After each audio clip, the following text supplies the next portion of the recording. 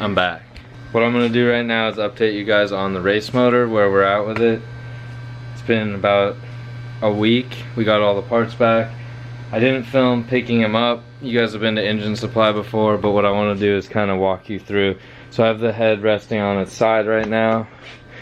I'm about to put the exhaust manifold studs in it, but here we have the machine deck freshly from Engine Supply, and they've installed everything, all the GSC parts in the head. So we have standard size valves, intake and exhaust. This is the new head that I'll be running. All these parts are fresh, brand new head. This is the one that we had refreshed. Looks very similar, but it just got a refresh. It had the 1 mil oversized valves to compensate, like I was telling you guys.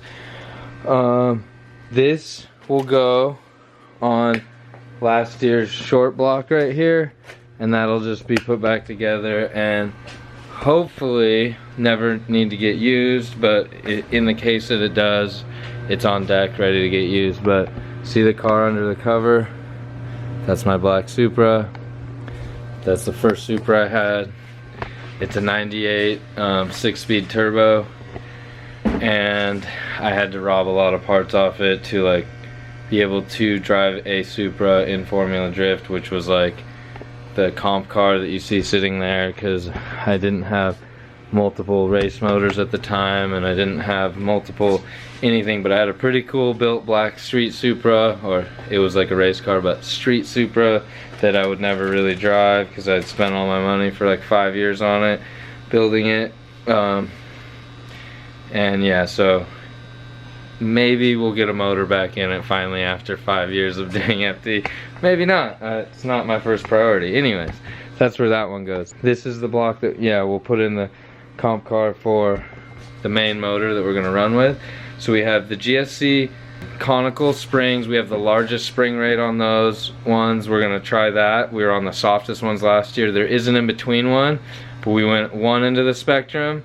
It almost worked perfectly all year, and then but we were kind of hitting the like when you're at rev limiter and you float the valves a little bit, and when you're on two-step and it's like slamming on the exhaust side, you're wearing a little bit of wear into the valve seat and into the valve. So we're just gonna try and prevent that. So we went to the other end of the Spectrum on like the spring rate, see where we're at with that after this season. We almost put the middle one in there, but then after thinking about it back and forth, we went with the heavier one. So there's that. These are the Gsc S1 Cams, and then we just use stock Toyota shimless buckets. If you start at a spot with those shimless buckets, there's a whole list of numbers. So if you start at a spot that's kind of in the middle, you start losing lash, or let's say you gain lash, lose lash, either one, you can like chase it by, if you have a large selection of those buckets, you could like chase your issue. But if you started at the furthest end, like let's say the very shortest bucket, and then you lose lash, there's nowhere to go. You're already maxed out. It's good to start in the middle. I did not do that last year because Head Games had requested me starting at like the smallest point, so I bought all these buckets, and then we lost lash and there was nowhere to go. So I used SuperTech buckets with the shim that goes under the bucket. Those are really good. They're really pricey, but they're really good. So if you want all the variety in the world, you could use those. I just was gonna go for simplicity and use these stock ones again, but I do keep those SuperTech ones in the trailer with a whole list of, or whole, not list, but a whole little like separated box that has a bunch of different shims in it, so that I can like, when I'm on the road and I'm checking my lash, if I need to like chase it one way or the other, I have like the exact one if the Toyota buckets won't work out. That kind of explains the head. So we have a little like pocket port like in the bowl from Engine Supply, and then the GSC valve components. Going over here to the block, we have CP Carrillo 11-to-1 pistons. We have CP Carrillo or Carrillo HD rods in there, and then we have Run BC 3.4 liter stroker crank, and that's the 5309 that I was telling you about in the previous video. This is like my combo that I've put together over the years, where it's never let me down, never blew a motor, never spun a bearing, and I'm just cautious about how I go about building it, and it's never let me down. So this is what I use. I really like it. The only thing I change is I sometimes will up. I've gone from starting point of 9.5 to 1 compression up to now 11. That's not something your ordinary, I don't know, build would have that high of compression on a stroker, unless guaranteed you're only running E85 or race fuel so that you don't detonate, because that's a lot of compression on a turbo motor. So in the end, with that much compression, you just won't run as high of boost numbers. So I can't really go more than 30. It kind of like, I top out around like 28, when other guys might go to 34 or something like that, because they don't have as much pressure in, like, cylinder pressure to begin with, because they aren't running those high of compression numbers. So that's that. Okay, so I'm gonna put the oil pump on, and I'm gonna put the timing, put the head on. OEM head gasket. I always run a stock Toyota head gasket. Real quick, I'll tell you about the oiling. I block that off, so the oil pump would kind of want to shoot all your pressure through here, through the filter, and then back in. Or if you run like cooler and whatnot in your filters on a relocation, it would come out through your relocation in the filter, then through the cooler, then back in through the center hole there. I don't do that. I come straight out of the oil pump like this. I've shown you guys this before, possibly your new subscribers. So the oil comes out, goes to wherever you're going to route it to, your filter relocation, your cooler, and then it comes back in the motor here. The reason I do this is it has a significant amount of higher oil pressure and volume. So with a stock pump, not modified, not shimmed, which I know how to do that, I've done it in the past, when I do it this way and I run 2050 Torco, I have 60, in the 60s when I'm warm at idle. I'm like 68 at idle, and after I really beat the crap out of the car and I'm done with the run at FD, let's say, and it's like super hot and I just beat the crap out of it, I'll be around like 56 psi of oil pressure. So that's super good at idle, and it goes to about 119 when you're like at full throttle. It's kind of high, so if you wanted a little lower, what you could do is run thinner oil, but it's not modified like oil pump. It's just better flow for. So we got a year out of it. That was my best running motor last year. I was the happiest with that, so I'm gonna do the same thing. Very minor updates, and we're just gonna try again and see if we can get a whole year out of this next motor.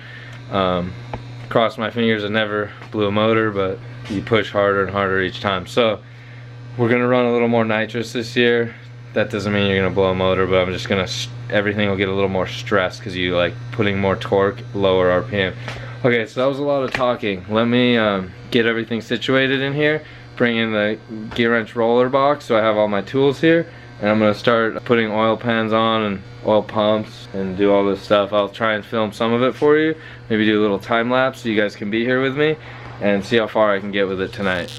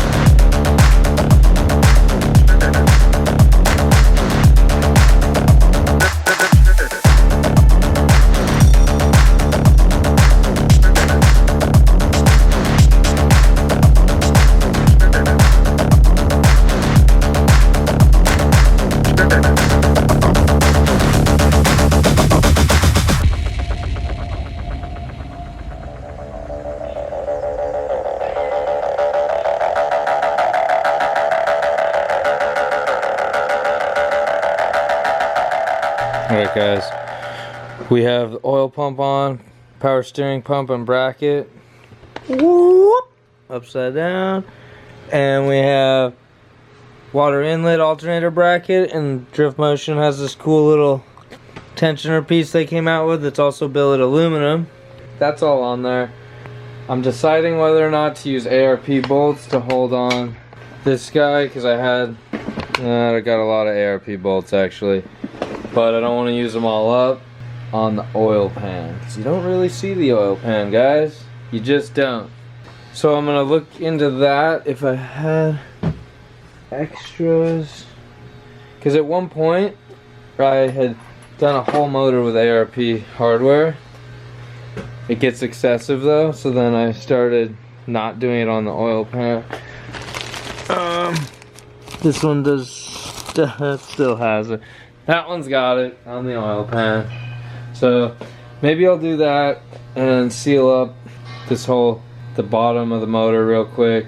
I don't know how far I'll get. Right now it's drift week. I don't know if you guys were following some of the other YouTubers and the other pro drifters, but looks like Chelsea might come over here in a little bit. So I'm gonna try and get this part done before people show up and distract me, and then I'll do, if I don't get the head on there, I'll do that in the morning.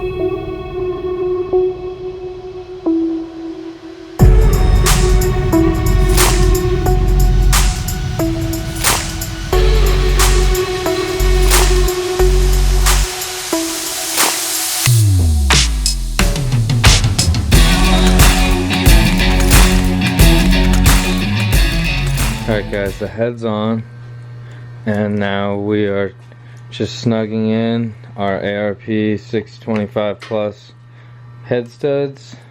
What we're doing is going hand tight with these, and I'll go back with the little gimbal and just snug it.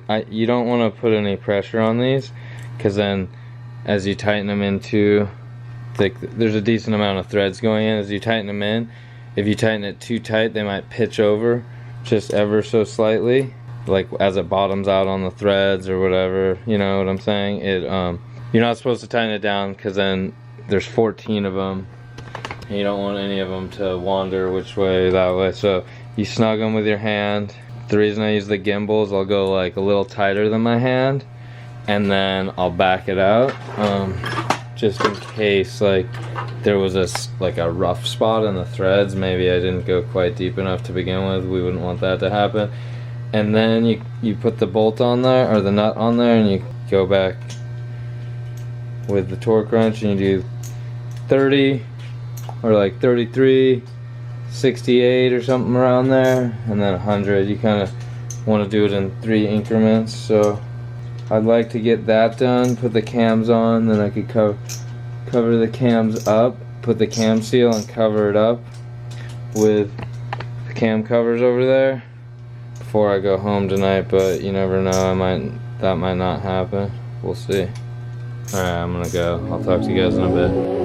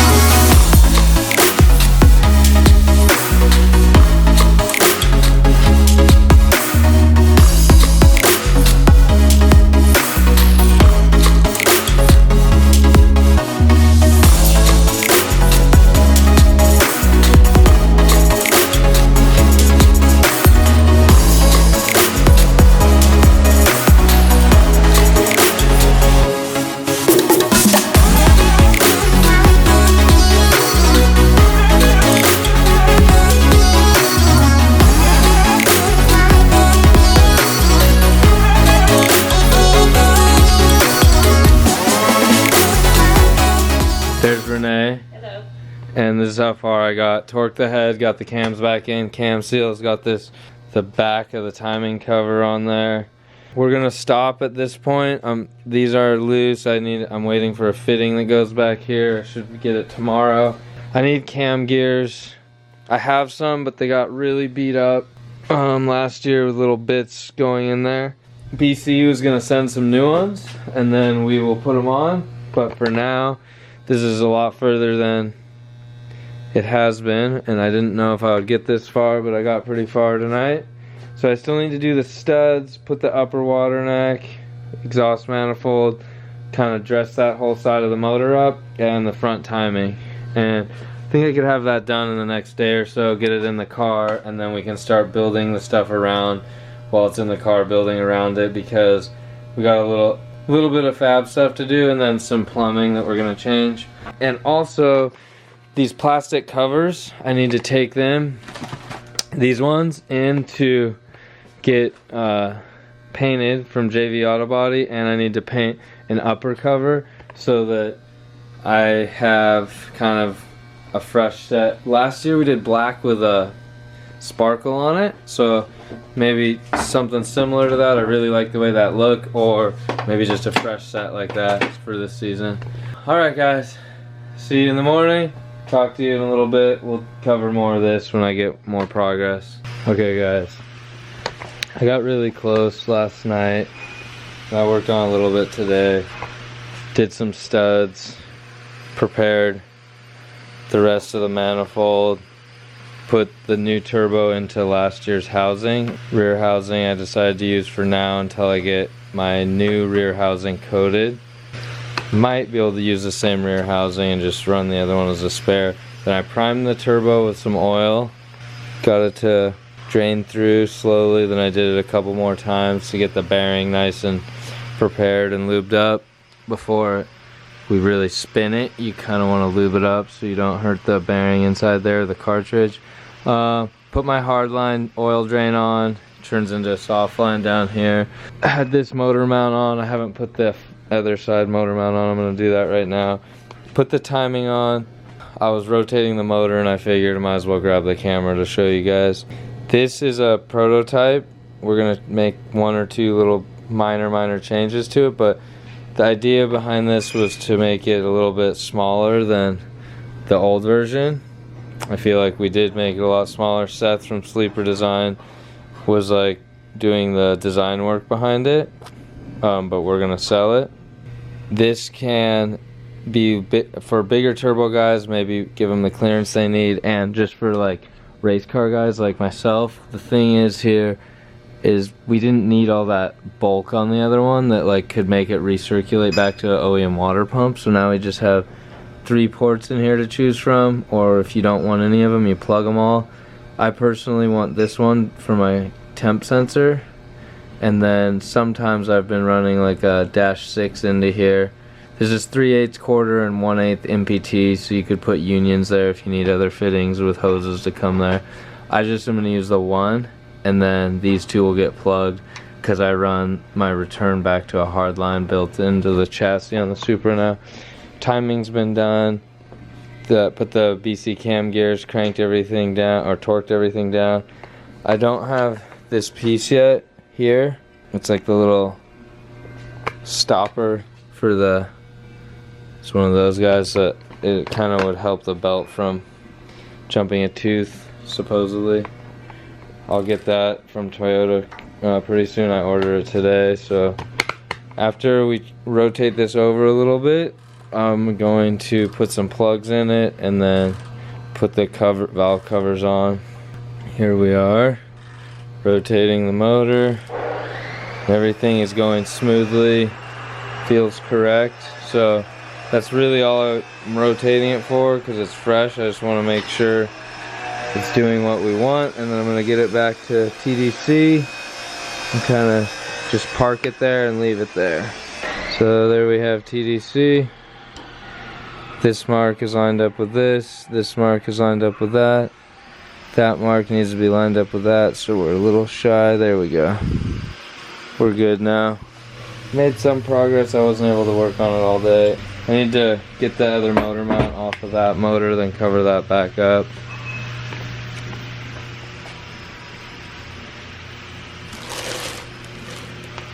This one's still good, but it's just kind of cool to see what it looks like inside after a year of abuse. Not that dirty, to be honest. I mean, the pistons do get a little dirty on the top, but everything's good. This is a healthy motor. Still can't believe how good it ran all last year. We're shooting for the same again. We'll keep doing little details to this, and then maybe put it in the car tonight or tomorrow. Depends what happens, but yep. Alright, boys and girls, that's it for today. Next step, set the motor in the car. So real quick, before we do that, let me show you these really cool Rad Industries and Billet Speedworks main caps that are on the motor, and they're going to be on my next motor build, which is in a little bit here. We're going to build another stroker. These billet main caps need to be machined like any other proper main cap. It needs to be aligned to the block and the crank, so line board and that type of situation. But it's a collab between Billet Speedworks and Rad Industries. I'm going to be running on all my race motors and customers' cars, so we're putting these on our website. If you guys are interested, go check them out. They're on the website. We have them priced a little bit cheaper than, let's say, like real street main caps. Good bang for your buck, and they are made of similar material and they're proven. So this is going to be where I wrap up the engine build series. This is number 3. This is the end of number 3. Race motor for the year. If you guys have questions, please ask them and I'll answer them the best I can. The reason we're gonna stop here is it's gonna be a couple days, if not a week, before I have everything back. Like the cover that's gonna get painted, all of these covers actually, there's 3 of them, and then I'll put the ATI damper on here, and I'll put it in the car, the motor in the car. Might put it in the car before that, but there's gonna be a bunch of stuff happening in between, so this is as close as we're gonna get with the detailed motor stuff. And from then on out will be the reconstruction of the car as it comes back together, and I'll include you guys with that. Okay, hope you enjoyed everything. Talk to you guys soon. Don't forget to like and subscribe. Check out the new hoodies that we just came out with. More merch coming soon in a couple weeks. Yeah, that's it I guess for now. So go check out our next update on the tech and the rules for 2020, the other stuff that we're changing on the race car. Talk to you guys soon. Later.